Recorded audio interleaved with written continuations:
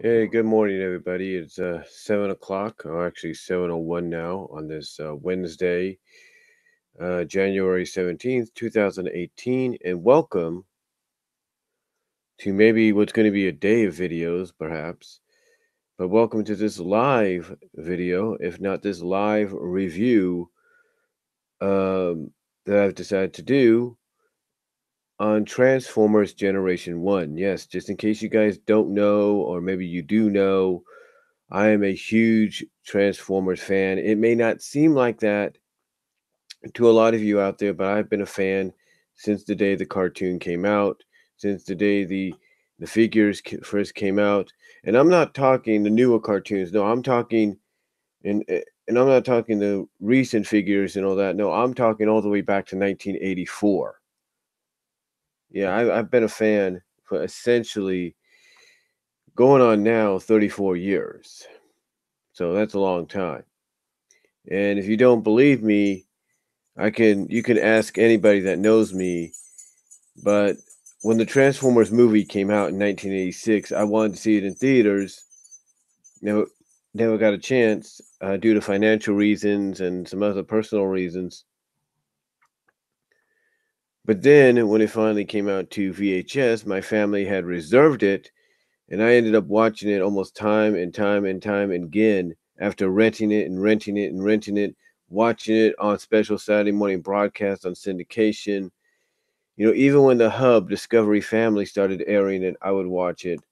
And of course, I had to get the VHS eventually, thanks to my late grandmother Lois.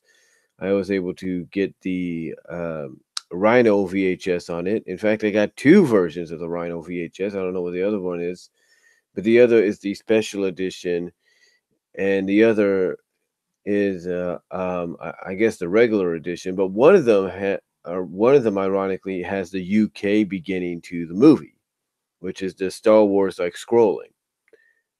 So yeah, go figure. Anyway, besides that, I also ended up later on finally getting the DVD of the movie. I ended up getting two copies of the DVD, the Rhino release, and then the 20th anniversary release by Sony. And then, of course, I got the Rhino release of Transformers Generation 1. Every time a volume came out, I would end up getting it. And then, of course, a couple years ago, I ended up finally getting the complete series set by Shout Factory of Generation 1. I didn't get the Matrix of Leadership Edition, although I'd like to have that, or would have loved to have that. I ended up getting the regular box set as well as I continued enjoying Transformers even when they did the Generation 2 thing in syndication, and then when they went to Beast Wars and Beast Machines. You know, I even went as far as to get the UK Blu-ray, which is region free. I ended up getting that, and of course, ended up getting the 30th anniversary Steelbook edition of Transformers the movie on Blu-ray. I also got the poster, a reissuing of the original poster, hanging up on this side of my room over here. And of course, I got a bunch of Transformer figures, including the 20th anniversary edition of Optimus Prime with the stand that you put him on and you press the button and he says certain lines from the movie. Unfortunately, it's not Peter Cullen that does the lines for the thing, it's somebody else. But yeah, and if that's not even more proof, I ended up finally getting I ended up finally getting the Titan Returns uh, Metroplex, and then later on Fortress Maximus. So yeah, I'm a huge fan. There's no doubt about it. Big time fan. Um, and one of the episodes I ended up watching a lot, mostly after I ended up getting, because I watched all the episodes growing up. You know, it was the one show that my mom would plop me in front of the TV, in front of the TV after school or whatever, or after we did homeschool, after she did some homeschool with me, and then after I got home from school, she would plop me in front of the TV, or allow me to plop myself in front of the TV, and I would end up watching Transformers Generation 1. I watched all the episodes, even when they did the newer episodes that took place after the 1986 movie. So I ended up, watching every single episode. And when I got the DVD sets, the episode that I would watch the most of, well, actually, I ended up getting the VHSs from from Rhino Entertainment. And the episode I would watch one of the most of on the VHSs and then later on the DVDs is the episode I'm going to review here today and talk about here today. And that is episode 32 or 37, depending on how you look at it, of season 2 of Generation 1 Transformers, and overall episode 53 overall of the entire series. And that is the Search for Alpha Trion.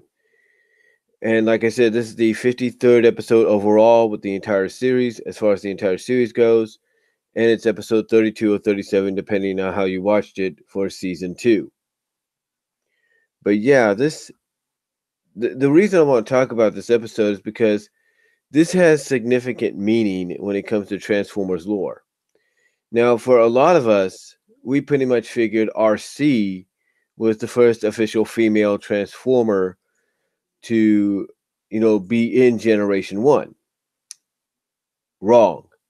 Absolutely wrong. Because Search for Alpha Trion proved that there were female Autobots before RC.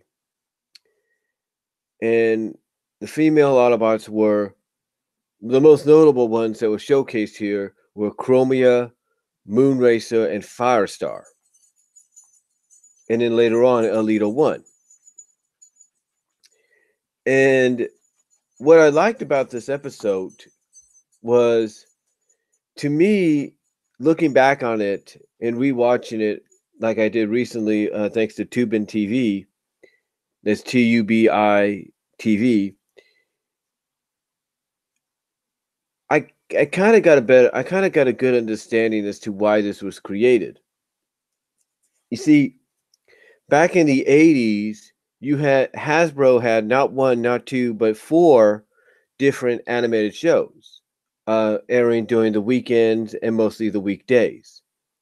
True, they had the weekend stuff as well, like Bigfoot and Inhumanoids and some others. But during the weekends and mostly through the weekdays, they had 4 primary shows: Transformers, GI Joe for the boys, and Gem and My Little Pony Generation 1 for the girls. But what happened, and one girl, she talked about this during BotCon in 2001. They interviewed her along with another person during BotCon of 2001. And this girl basically came out and said, "Hey, I grew up liking Transformers. I grew up enjoying Transformers. Yes, it might have been unusual, but for my family and maybe my friends to look at, but I enjoyed it. I grew up on it." And this is coming from this is coming from a woman, a young lady, that basically is basically saying that at a time when she's supposed to like ponies and Gem, she ended up liking Transformers. So I think, looking back on it and rewatching the episode recently, and as many times as I have, I've come to realize that Beth, I think that Beth, that's the first name of the lady that wrote the episode, Beth Borenson or something like that. I'm sorry if I pronounced the name wrong, but she obviously had a plan to use an episode in Transformers to try to bring in that female audience, that young girl audience. And that's what she did. She did the she did that by writing this episode and introducing us to this other gender of Autobots. And not only did she introduce us to this new gender of Autobots, but as the episode progresses, you find out that these Autobots, these female Autobots from Elita 1, Moonracer, Chromia, Firestar, they all have a connection with certain Autobots on Earth. Elita 1, of course, obviously, has a connection with Optimus Prime. There's an episode called War Dawn that comes out later on in season 2 that kind of explains who Optimus was and who Alita was originally and how they came to be thanks to Alpha Trion, who's basically like the father figure, the father figure, the elder of the Autobots. So you get that connection. So basically, through this episode, you kind of see that there's a connection, like there's similarities with certain female Autobots when it came to male Autobots, and that became even more clearer when not just Optimus Prime went to Cybertron, but when Ironhide, Inferno, and Powerglide followed him as well. The situation was basically this, and there's a bit of spoilers if you've not seen the episode. A bit of spoilers. But the situation was like this. The episode starts out with Moonracer, Moonracer, Chromia, and Firestar sneaking into the Decepticons' headquarters on Cybertron and to try and steal some energon cubes for to help them survive. And what happens is they succeed, but they also kind of backfire. They succeed in retrieving or getting enough energon cubes to last them a while, but the plan, in a sense, backfires because Moonracer goes back and tries to get more because she basically points out that their energon cube level, that their energon is low and they need as much as they can.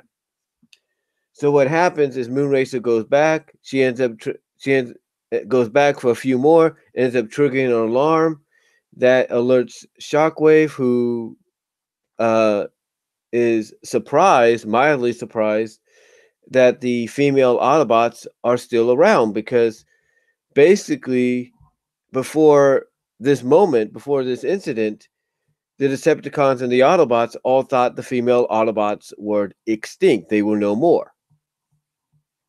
So what happens is Shockwave ends up informing Megatron about it. Megatron gives him the order to capture Elita 1 because Megatron has this grand plan, if you will, to probably win the battle without lifting a finger. So what happens is the female Autobots get back to the secret base. They tell Elita 1 what's going on or what's happened and how they may have been followed by one of the Sentinels that Shockwave has. So Elita 1 contacts Alpha Trion to kind of figure out what to do next. What's the next step? So Alpha Trion basically tells her, scour the area, see what you could find, but to be careful and not to use the special power that he's given her under any circumstance. Well, Alita does just that. She ends up going and scouring on the outside, looking around. The other Decepticons that Megatron has sent up to Cybertron to aid Shockwave show up, and basically you can guess what happens here. Elita 1 ends up getting captured, and thus is used as bait to try to get Optimus Prime and the other Autobots to surrender. Yeah, I know, it's the classic villain. Haha, I got the damsel in distress routine. but it worked. But for this scenario, it actually worked. So basically, what happens? Not to make this too long. Basically, what happens is Optimus, you know, after Megatron contacts Optimus, basically shows him what happened, and basically tells him, "Hey, you want to see this girl alive again? You need to surrender." Optimus decides he's going to go to the space bridge and take that up to Cybertron. But what happens is it seems that Megatron and the Decepticons that are already there, along with Shockwave, are prepared for this because when Optimus arrives, he gets encased in this cube, and then he's suspended above this vat of acid. And at the same time, while this is happening, or around the same time that this is happening, Ironhide, Powerglide, and Inferno are following Optimus. And at the same time that's happening, the female Autobots are trying to get out of their headquarters because Rumble, who was one of the Decepticons sent up there to Cybertron to help aid Shockwave, ended up using his hammer, his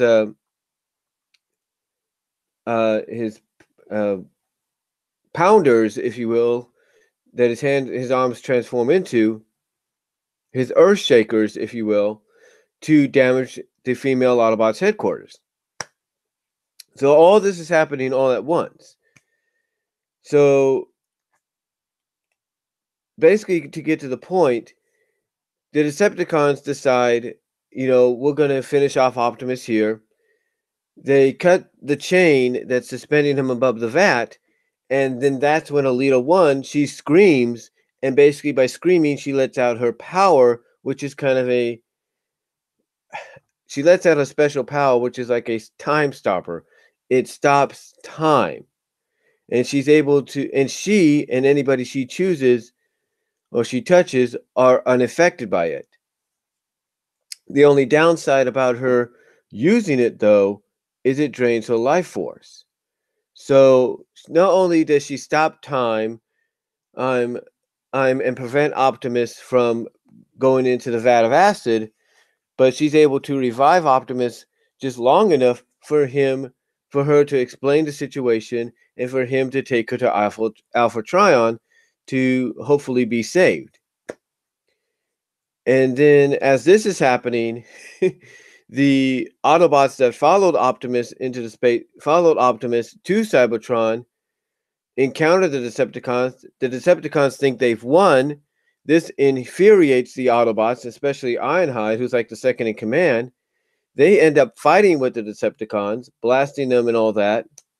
And as this is all going on, Optimus is continuously taking Alita to Alpha Trion's base.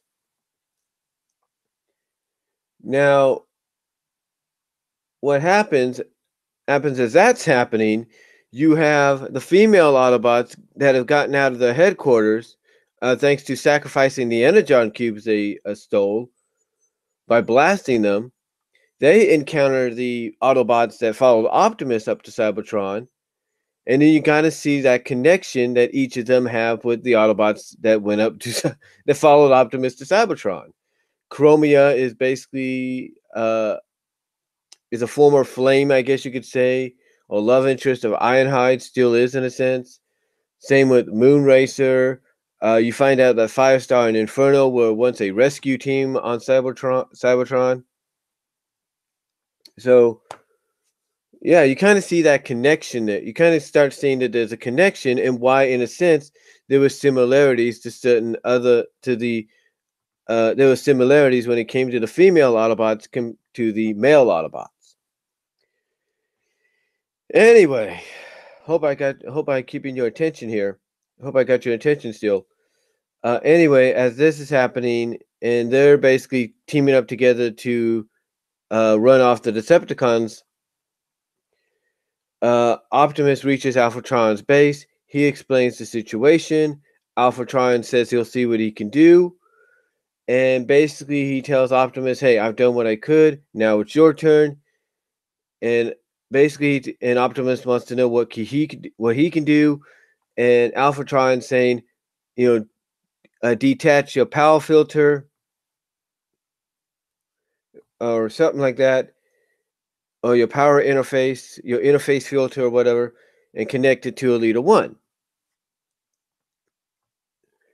And the reason he says this is because he basically tells him, hey, because he basically tells Optimus, when Optimus wonders how could he know all this, only the person that created him can know this. And he just says it's an Alpha Trion says it's an educated guess. But before he tells him that, Alpha Trion tells him that basically only his circuitry and interface can match up with Alita 1's and try to revive her or reactivate her. So basically, Optimus, after Alpha Trion basically explains that it was an educated guess, when Optimus points out, well, wait a minute, how can you know this? Only my creator could. That's when it dawns on him, oh, Alpha Trion is my creator. He's also Alita's creator. It dawns on him, oh, he is mine and Alita's creator. So basically, long story short, and I know I said that already,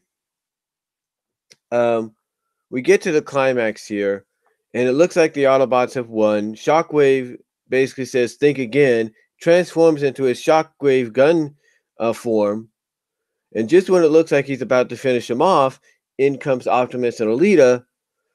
This causes the Decepticons to run off, or basically board Astro Train back to Earth, and Alita 1 to give one last shot, a parting shot to Shockwave while he's still in his gun mode, and basically shoots him right off the side of the area or side of the part of the planet that they're on. And that's pretty much all we see. That's pretty much the last we see of Shockwave for that episode. Overall, so basically, the conclusion is they end up getting Alpha Trion. Alpha Trion ends up setting up the female Autobots with equipment, advanced equipment, and a new headquarters similar to what the male Autobots have on Earth. And basically, they end up parting ways after that. And there you go.